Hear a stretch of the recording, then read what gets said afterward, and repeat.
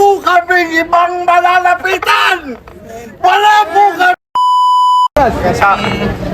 Agi lang po, paagi lang. Hello. We love you, sir! Love you. We love you, Agent Morales. Love you to. Love you to. Agent J.M. Morales. Magandang gabi sa inyong lahat. Muli po, hinihiling ko po sa inyong lahat na samahan ninyo ako na muling manalangin para sa kaligtasan ng ating mahal na Pangulong Rodrigo Roa Duterte. Magsiyuko po tayo at tayo ay manalangin. Amang banal na makapangyarihan sa lahat, narito po kaming mga anak mo. Sama-sama po kaming naninikluhod sa iyo. Kung papaano, Amang Diyos, wala po kaming ibang malalapitan. Wala po kaming ibang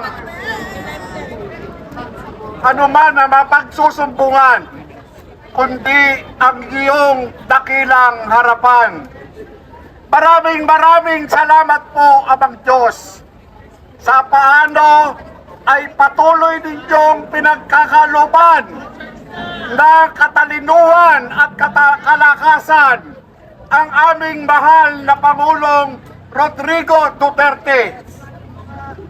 Kahit na siya ay inaapi, kahit siya ay nakakasumpong ngayon ng pag-aabuso ng gobyernong Marcos, narito pa rin ang iyong anak, patuloy na nilulukuban mo ng iyong mapagpalang kamay upang siya ay ingatan, protektahan. Dalangin namin namang Diyos, pagkalooban mo sana ng katalinuhan, katapangan at katatagan ang mga maestrado ng Korte Suprema maglabas ng desisyon upang ang aming mahal na Pangulong Duterte ay hindi nila mailabas ng aming bansa. Patuloy kaming naninikluhod sa iyo, Amang Diyos. Tulungan mo ang sambayanang Pilipino. Wala po kaming ibang malalapitan.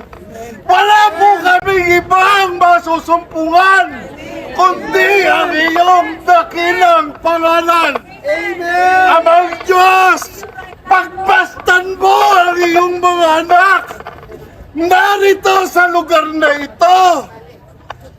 Gamitan mo ng iyong mapagpalang kamay. Balutan mo kami ng iyong dakilang kapangyarihan. Nang sa gayon, mas lalo kaming tumibay sa aming paninindigan, sa aming pakikibaka, upang tulungan namin ang aming mahal na Pangulo.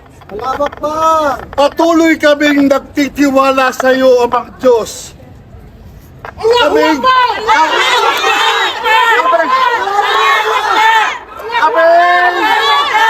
Kaming mga ordinaryong tao, patuloy kaming nagtitiwala.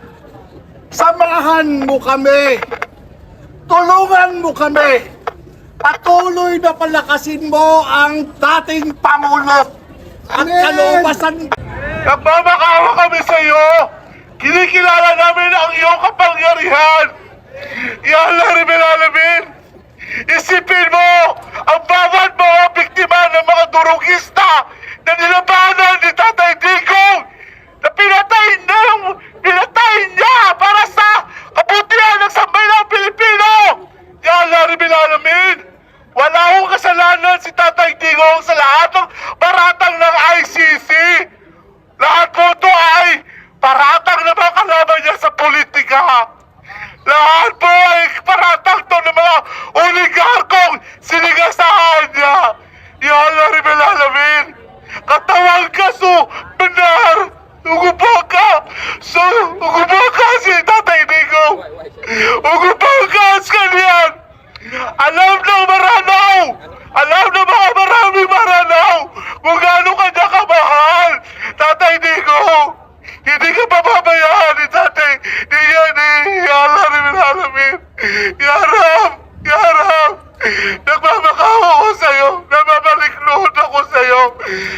ibigay mo sa kanya ang kalayaan. Ayaw po namin makitang mamatay si Tatay Digong. Ang lahat ng world leader na dinala sa dahig ay lahat ay mga namatay. Di kayo ang namatay. Di kayo yung mga nangyari sa Middle East.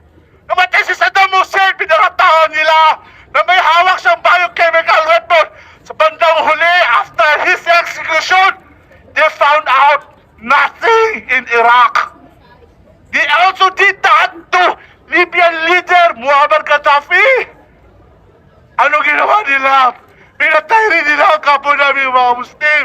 And now, ito nag-iisa naming leader na nagmamahal sa aming mga Muslim. Nagbigay sa amin ng lugar na masasabing amin. At ito na po ngayon, nasa kamay ng mga kalaban naming mga satanista. Sa kalaban ng mga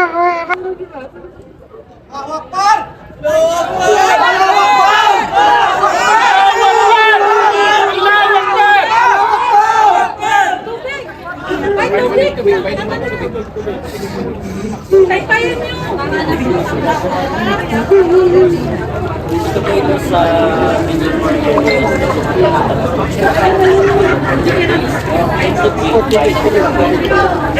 Chicken may... Alam mo ba? Tissue. May tissue kayo? Tissue po. O, natin sa gusto magsalita, ha?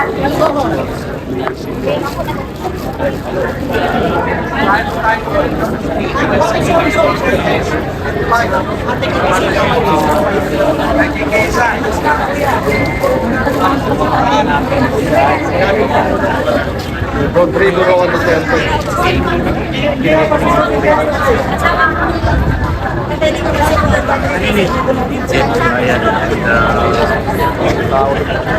Hindi sila sila Kiki para.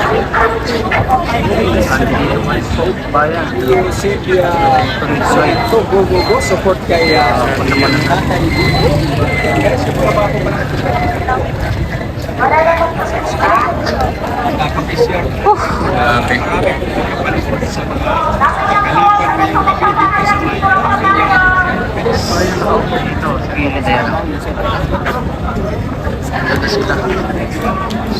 talagang walang tulugan ito ngayon.